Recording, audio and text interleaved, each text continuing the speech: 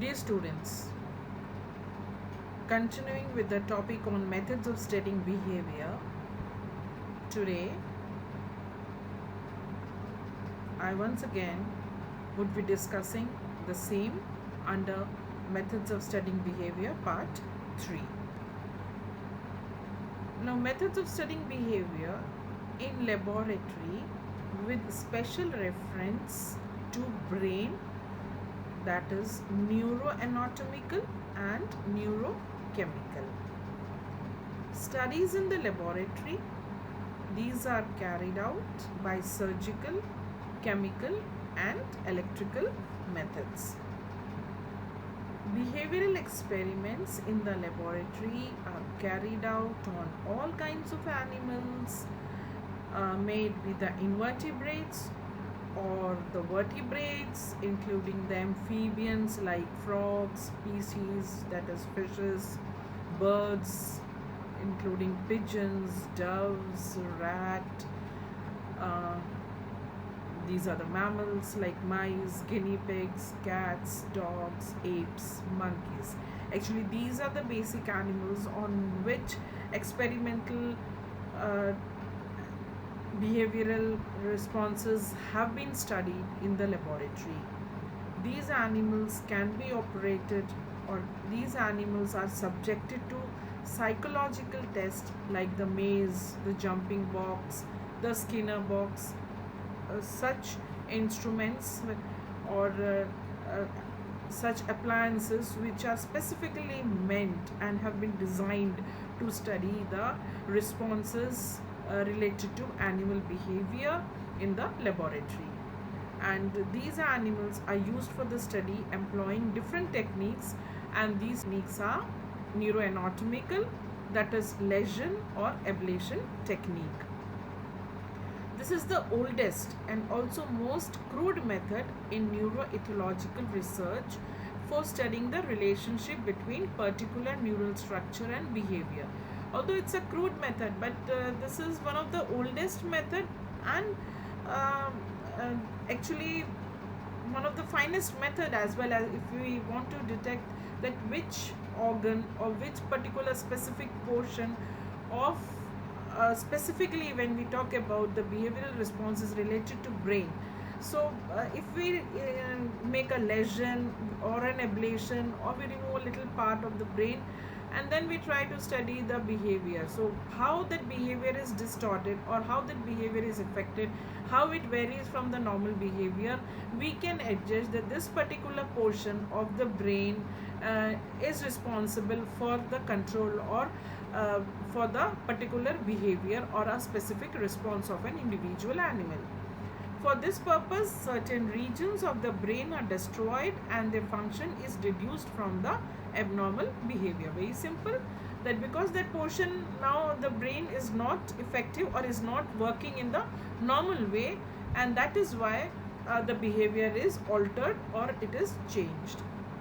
The larger ablation, that is the removal of tissue, or lesion, that is a pathological change in the tissue, may be carried out freehand by means of knife cuts, whereas the localized and small lesions are produced by passing electric current through platinum iridium electrode to cauterize the area. Small lesions can also be created by neurotoxic canic acid. So these are the different methods, maybe that we pass an electric current, or some neurotoxic substance like canic acid is put onto that area, and there is an ablation which is caused, or there is a lesion which is caused in the brain, and then the response is studied, suggesting that this particular portion of the brain is responsible for this kind of a response or this kind of a behavior in an individual. Lesion methods are different from stimulation method. In the later case, neurons are activated, while in the former they are inhibited or destroyed. So there is a stimulation method. So in stimulation method, the neurons are activated, while when we cause lesions, then the neurons are either inhibited or these are destroyed. Their function is restricted. This technique has helped many workers to form brain atlases or brain maps, which are known as stereotaxis atlases. So because then we know that this portion of a brain is responsible for this behavior, this portion is responsible for this behavior, definitely what these are, then these become the brain maps or the brain atlases.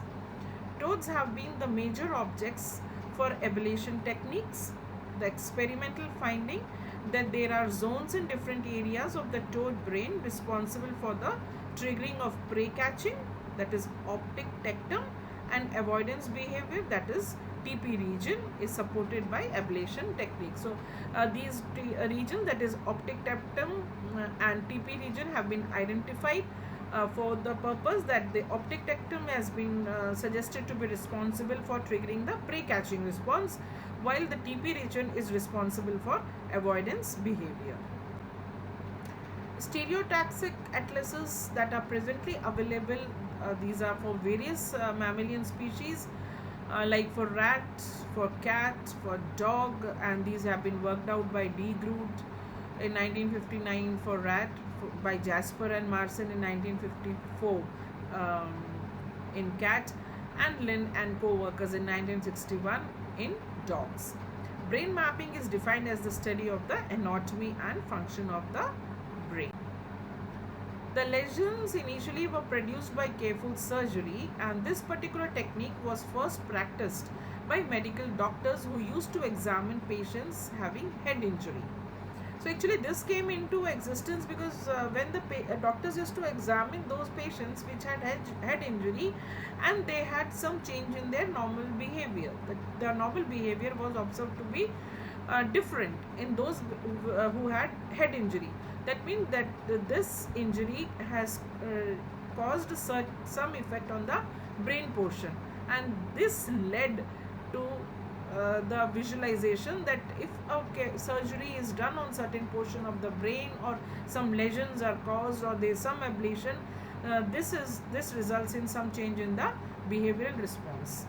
Doctors observed that patients showed peculiar behavioral changes due to injury in head, and it was rightly correlated by them that behavior is controlled by brain.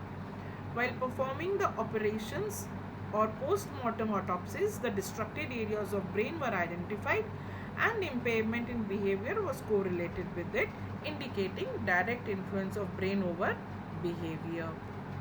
Broca in 1861, see that's so old a story, was a doctor who came across a patient with head injury whose speech was defective. This correlation fascinated him, and he started observing different patients with similar injuries, that is head injury affecting the speech. After a few years, he concluded that there is a definite area in the cortex in frontal lobe which is responsible for speech.